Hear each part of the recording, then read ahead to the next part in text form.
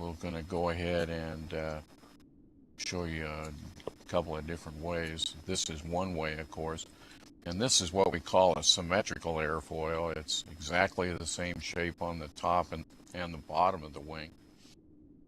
Would be what you'd see in fighter aircraft, and aircraft that are used in aerobatics have a symmetrical airfoil.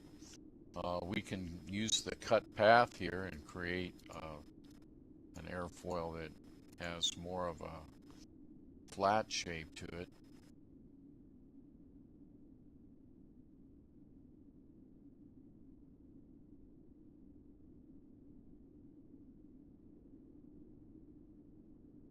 And we can take away some of the back portion of it. Now we've got an airfoil that you might see on an older style airplane. It has a curvature underneath, but it's more flat on the bottom, or has an undercamber to it. So you could create it here by just changing your cut path. That gives you a different shape. You can use stretch, create a thicker airfoil if that's what you want. You could even hollow it out if you want, depending on what you're looking for in terms of a wing shape. But a couple of different ways you can go there.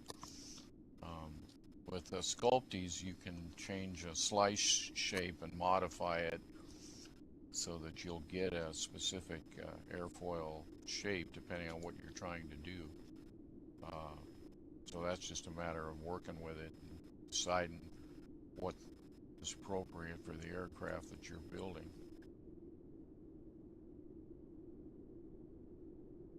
Okay, I haven't given you a real in-depth about study on aerodynamics here because it's not really going to help you. I just wanted to give you some basics so that you understand how control surfaces work, that there actually is a reason for them. Of course, elevators control pitch, which controls airspeed. When you pull the nose up, the aircraft should slow down. And when you push the stick forward, the aircraft should speed up. If you're not seeing that in the aircraft that you're flying here in Second Life, then perhaps you could talk to your builder and see if they can incorporate that. Every aircraft in real life has to do a stall in order to land. I mean, we can fly them onto the ground also like we do with sailplanes, but historically we stall an airplane either with a conventional gear, 3 points, landing the tail wheel and the main gear all at the same time, or in case of conventional gear, we'll point the nose up and stall with the mains touching the ground first, and then as the airspeed drops down, we'll put the nose gear on the ground. But a stall has nothing to do with the engine. I can do a full power stall, or I can do an off power or no power stall. Stall is strictly angle of attack. So as you increase the angle of attack using pitch, the air flow over the top of the wing burbles and you cease to get lift because the low pressure on the top is not sufficient enough to support the lift. And it's that differential pressure between the high on the bottom and the low pressure on the top that gets the aircraft wing flying. We call it the relative wind over the surface of the wing. Now you can do that two ways. You can either do it with power, and that can become the relative wind like jets use. They can fly straight up without stalling because they have historically a 1-to-1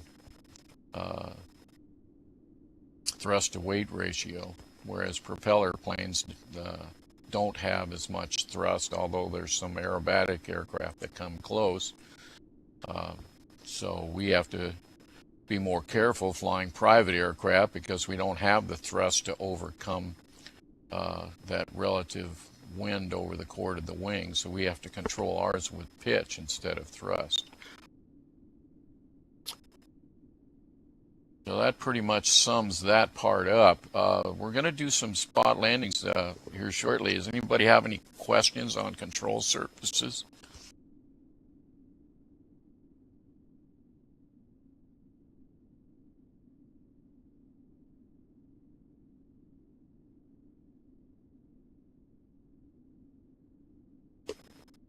Good information for you?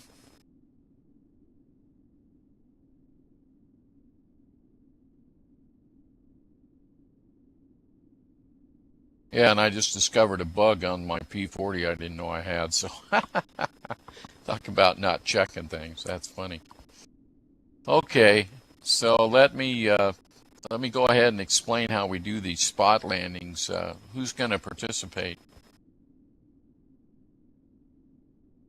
Yeah, well, there's always bugs in every airplane, but that one's one I wasn't expecting.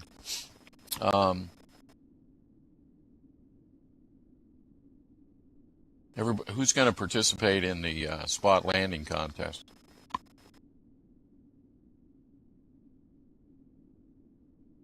Okay, Harold. Anybody else want to participate?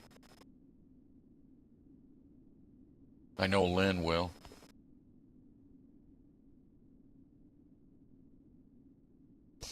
I'm going to go ahead and take the screens down because I want you to be able to see what I'm doing over here.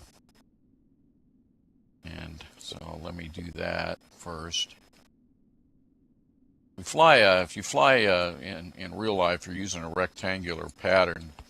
So you're taking off into the wind, which we don't really have to worry about that so much here, because there really isn't any wind to speak